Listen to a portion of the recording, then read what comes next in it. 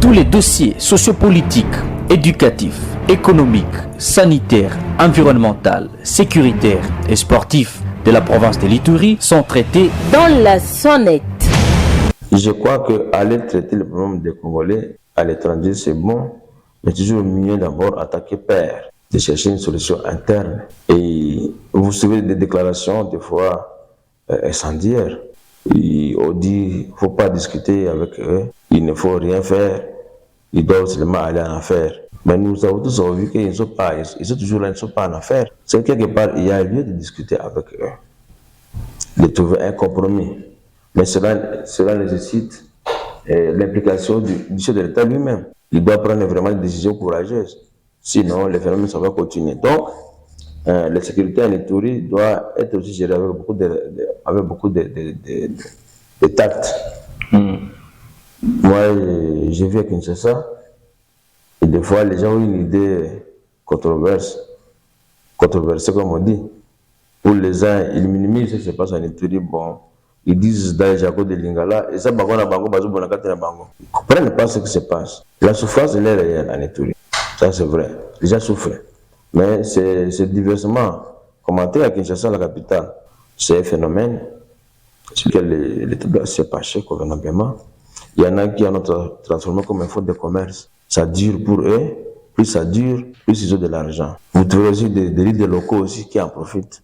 Mais ils ne tiennent pas compte du fait que on devrait finir avec les problèmes, mais sans réellement se dire quelles peuvent être les stratégies ou les mécanismes pour vraiment arrêter avec ça. Et vous verrez, ils donnent des propositions qui ne concordent pas avec l'attendement de ceux qui ont besoin de cette paix-là. Et donc pour vous, si le gouvernement arrivait à respecter le cahier des charges de Codeco, on aurait fini déjà avec la tuerie? Moi, personnellement, j'y crois. J'étais avec eux. On a discuté pour leur dire vraiment, vous croyez qu'est-ce que vous rendez? Si on vous les donne, vous allez cesser avec la guerre. Je dis oui. Puis la preuve, que pendant 6 mois, ils avaient cessé. Ils avaient cessé sans même avoir reçu la réponse à la revendication. Ils attendaient. Mais j'ai dit aussi aux décideurs, mais les revendications de par exemple le Codeco, pour un État, pour l'État, c'est absolument rien. Je donne un exemple banal, mon frère. Codeco disait qu'il se battait contre les rançons. Ils appellent ça les jargons sildi, c'est-à-dire des barrières, des militaires où on demande à la population 500 francs, 1000 francs, même ceux-là qui vont au champ ailleurs. Est-ce que mon frère, ça c'est une revendication qui peut vraiment être difficile à l'État congolais, de dire aux militaires, allez vos barrières, et ne raisonnez plus les gens. Et ça c'est vraiment impossible. Deuxième chose par exemple qu'ils revendiquent, c'est que parce que le truc est un peu bizarre, il y a mystico et peu religieux dedans. Alors, ils veulent que Codeco soit reconnu aussi comme une église. Ok. Ça, c'est vraiment difficile. Et nous lui avons dit à l'époque, lors des débats où avec eux, qu'il n'y a aucune église au monde qui a une armée. Regardez l'église catholique. A-t-elle une milice? Non. Protestant? Non. Ndamemalam? Non. Crisco? Non. Et ainsi de suite. Si vous voulez devenir une église, alors, vous devez démontrer que ce que vous faites concourt à la conversion de l'homme, de l'être humain, pour que l'être humain puisse bien agir dans la société. Et pour cela, il faut quoi? Il faut que le ministère de la Justice puisse agir. Vous devez rédiger un statut d'une église. Vous voulez la c'est vous-même. Mais il faut démontrer par les actes concrets que c'est une église qui travaille pour la transformation de l'homme, pour qu'il fasse le bien, conformément à la volonté de Dieu. Nous avons dit ça. Et le chef de l'État, je crois, était presque au bout. Presque, il avait invité 2 pasteurs qui pouvaient venir maintenant travailler avec d'autres pasteurs pour leur expliquer, moi, chers frères, si vous voulez une église, voilà comment elle marche.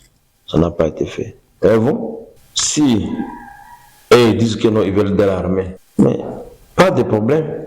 Notre armée d'abord, l'effectif est réduit. Nous sommes d'abord le pays d'abord agressé, n'est-ce pas? Alors nous avons besoin de jeunes gens. J'ai vu les Codeco, la plupart, ils sont plus jeunes. La plupart vont de 18, 19 à 25. On voit des anciens, mais en tout cas, la plupart que moi j'ai vu pendant la mission, j'ai des vidéos que vous verrez, ils sont plus jeunes. Alors, pourquoi ne pas les former, les détourner de cette idéologie et faire d'eux des bons militaires? Mais évidemment, la communauté internationale n'accepte pas. Elle n'accepte pas. Alors, mais comme quand elle n'accepte pas, elle donne quelle alternative? Soit ça va perdre alors. C'est quoi la solution? Ouais. Ça, c'est d'une manière ramassée quelques revendications. Ils demandent qu'on libère les prisonniers. Première fois, deuxième fois, nous ont pris en otage, ils disaient que non, ils veulent qu'on puisse libérer des personnes qui sont arrêtées au nom de Codeco, mais qui ne le sont pas. Et on avait libéré à un moment donné quelques personnes. Donc, je ne suis pas porte-parole de Codeco pour le dire ainsi, mais comme j'ai effectué la mission, j'en connais beaucoup, c'est pour ça que je donne ce détail-là. C'est-à-dire, il y a des choses pour lesquelles l'État congolais n'a même pas 10 minutes à réfléchir à cause de la paix. Et ceux qui ouvrent les armes contre l'État revendiquent certaines choses. Mais pour moi, ils ne sont pas si durs que ça. Je vais vous donner 4 exemples. Donc, si on discute avec eux, carte sur table, vous pensez qu'ils vont vraiment résister jusqu'au bout? Non. Il faut discuter, il les démontrer. Voici l'État, comment l'État marche, fonctionne. Ça, on ne peut pas faire. Ça, on va faire. Et vous trouvez, vous coupez la poire à deux, certainement vous allez trouver un compromis. Surtout parce que le premier, c'est quoi? C'est d'abord d'obtenir la paix. Vous voyez, la paix n'a pas de prix. Donc à ce niveau-là, je crois qu'ils doivent bien discuter. Tous les chefs de collectivités et de chefferies ne contrôlent aucun Codeco. Ils n'ont aucun pouvoir sur ces jeunes gens. Le président de l'ORIS, Maître Célestin Ouattara, il a quel pouvoir? Il n'en a pas. Et ils ont leur chef. Ils ont leur chef spirituel qui les dirige. Alors, si vous dites vraiment d'une manière objective, pas vous, les gens disent que non, Codeco, c'est ça, non, là on se trompe. Parce que sur le fait, vous trouvez que les chefs eux-mêmes, des fois, ils n'ont aucun pouvoir. Et si vous allez plus loin avec la réflexion, croyez-vous que les lundis, j'ai suivi dernièrement ici, je vais reprendre là-bas, il y a une semaine. Oui, il y a une grève une semaine. Voyez-vous? Mais si c'était leurs frères, là, ce serait vraiment le paradis. Je me rappelle à l'époque où on était dans les FNI, les gens préféraient venir vivre là où nous étions. Voyez-vous? Ils venaient nombreux. Tous les Congolais de danse confondus, les gens, non, ici on est très bien.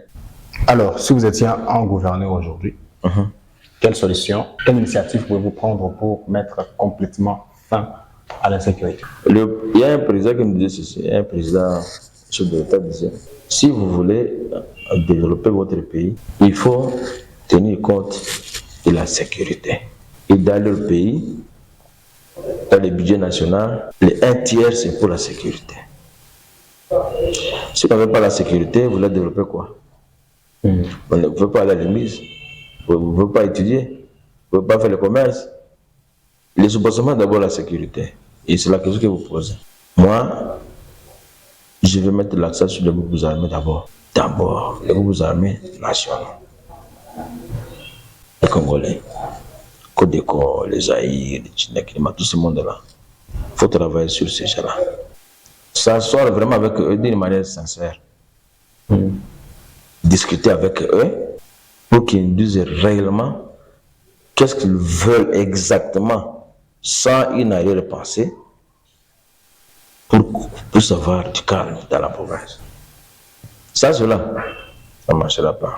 Si les Congolais, si on peut se mettre autour d'une table de manière sincère avec les groupes armés, là ce sera le premier palier qu'on aura gagné. Pourquoi? Aujourd'hui, par exemple, on va organiser les forums. Oui, on va réunir les communautés. Mais si vous n'avez pas encore discuté avec les groupes armés, on ne va pas avancer. Vous êtes en plein forum, vous allez apprendre, on a tué les gens à tel endroit. Les revendications sortent maintenant, le forum sera perturbé. Ils ne seront pas concentrés pour vraiment parler. Les émotions vont venir, il y en a qui vont. Voyez-vous? Donc, il faut vraiment parler avec ces jeunes gens. Il faut vraiment parler avec eux. Je vous dis la vérité. La force ne peut venir qu'après. Après que vous ayez vraiment discuté, à mettre les prises avec eux, et dans un climat pas délétère, dans un climat de tranquillité, vous trouvez un endroit, je ne sais pas où ça, mais vous parlez avec Et après, vous les mettez ensemble pour les dire, voilà. Ça, c'est Floribert, c'est gouverneur. Et si cela peut être réglé, maintenant, on peut parler de développement et autre chose. Ça, c'est là, on perd le temps. Ça, c'est ma façon de voir les choses. Après le gouvernement armé, on peut discuter avec la communauté. Ok. Dès que vous aurez discuté avec vous armés, après vous discutez avec la communauté, toutes. Nous les Ituriens, tous. On ne va pas choisir le Lendu, le Manon, Oprah, Aru, Mag, tout le monde. Tout le monde pour se mettre. Et on dit, mes chers frères et sœurs, voici c'est notre province à nous. Vous savez, ce qui nous dit des fois l'autorité, c'est quoi? Nous voulons faire notre volonté. On m'a posé une telle question lors de la première mission. Vous parlez de l'agriculture ou bien de la coopérative minière.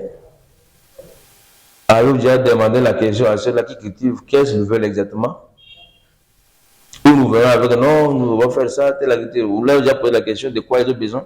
Et c'était une question pertinente. Il ne faut pas chercher, il ne faut pas créer des solutions dans les bureaux, vous allez les poser, non. C'est eux là. Vous voyez, il y a Monseigneur, comment ça s'appelle, c'est où disait quoi? De la Corée du Sud, je crois, il disait, on ne développe pas un peuple.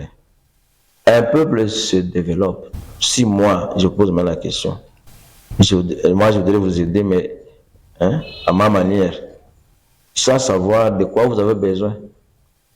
C'est à vous de me dire, normalement, pour que moi je sois bien, voilà ce dont moi j'ai besoin. Parce que vous connaissez très bien les besoins. Exactement. Il ne peut pas se séparer pour les développer. Nous pouvons développer toutes les théories économiques qu'on nous a apprises à l'école.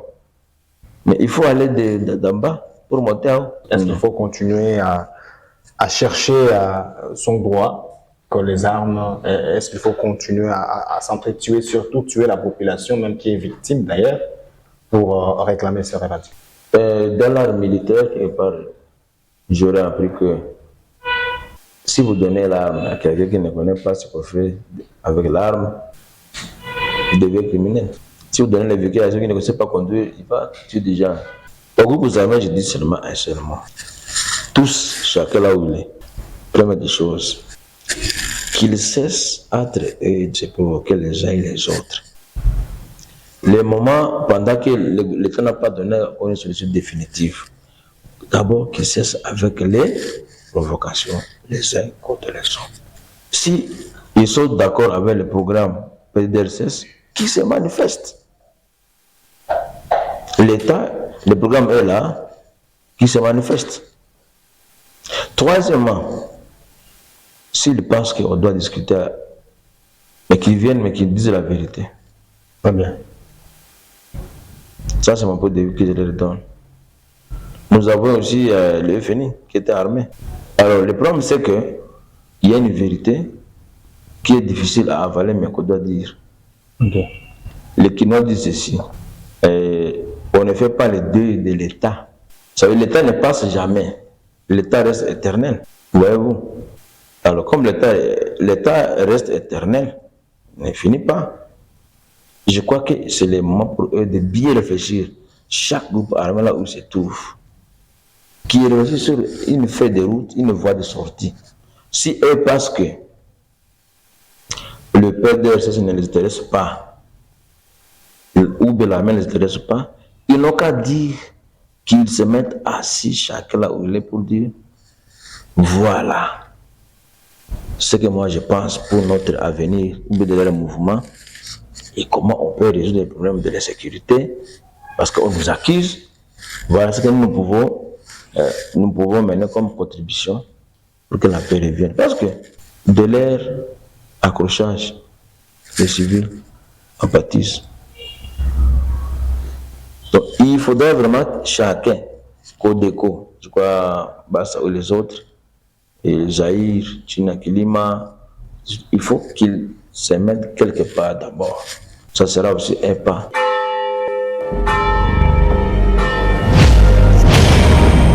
Tous les dossiers sociopolitiques, éducatifs, économiques, sanitaires, environnementales, sécuritaires et sportifs de la province de l'Ituri sont traités dans la sonnette.